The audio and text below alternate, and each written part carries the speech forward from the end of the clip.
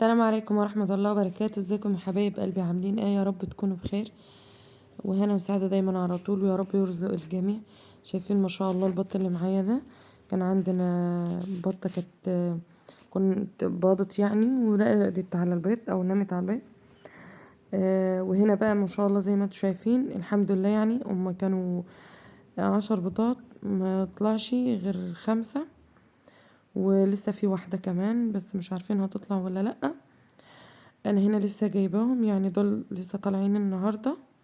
شايفين ما شاء الله اللهم بارك عاملين ازاي. طبعا احنا كده ربنا رزقنا بالبط لرمضان، ان شاء الله هنوكله علف وكده علشان يبقى كويس، يبقى وزنه مناسب في رمضان. يعني مش عاوزين يكبر اول حاجه، مش عاوزين اوزان طبعا لان هنذبحه للبيت يعني وكده، مش هنبيع يعني. ده بقى العلف اللي احنا جايبينه او التسمين ناعم. طبعا احنا هنا اول 15 يوم بنوكل الناعم ده، وبعد كده في اللي هي العلفة اللي هي الشعرية. طبعا انا ابقى اصور معاكم وهوريكم هغير العلفة دي امتى، بس تعالوا هنا بقى نوريكم الاول المكان اللي هما كانوا فيه. ما شاء الله. هي اللي ماشية هناك دي، لا ده ذكر وذكر الوز. هنا بقى كانت حطينا هنا تحت العريشة دي، لان بصراحة انا مش متوفر عندي مكانات غير كده. بص انا عايزه اقول لكم ما صورتش البط وانا بجيبه، لان هي بصراحه وحشه قوي، يعني بتعض وما بتطيقش اي حد يجي جنبيها، والبط راقد تحتيها يعني.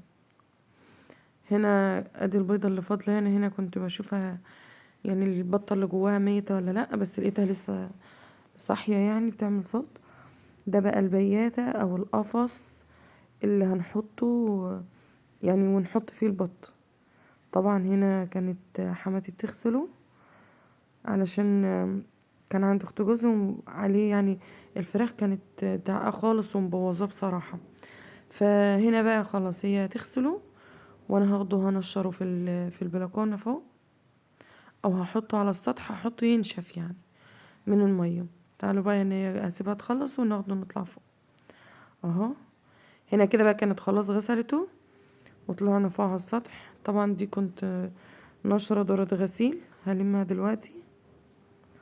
زي ما انتم شايفينه كده القفص او البياتة او زي ما بتسموها عندكم، احنا هنا جبتها بقى كانت نشفت، نحط فيها الشوال او الشكارة دي بتاعة الدقيق او بتاع علف اي شكارة، وبنفرشه كده في البياتة او في القفص ده، ونحط جواه شايفين علب التونة فيها شوية مية، وحاطة فيها معلقة سكر صغيرة او نص معلقة، حاجة بسيطة، بس انا هحط 2 يعني مش 1.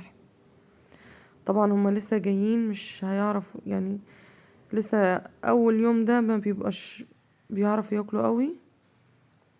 اهو العلف اهو زي ما انا وريته لكم، هحطه لهم بقى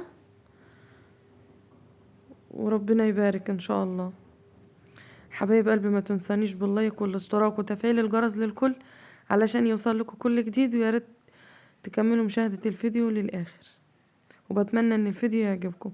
شايفين هنا بقى بنحط عليهم رشة مية علشان يقدروا ياكلوها، طبعا لان هم لسه صغيرين طالعين يعني. بما انهم لسه طالعين فالعلف هيبقى ناشف عليهم شوية. حبايب قلبي مع السلامة.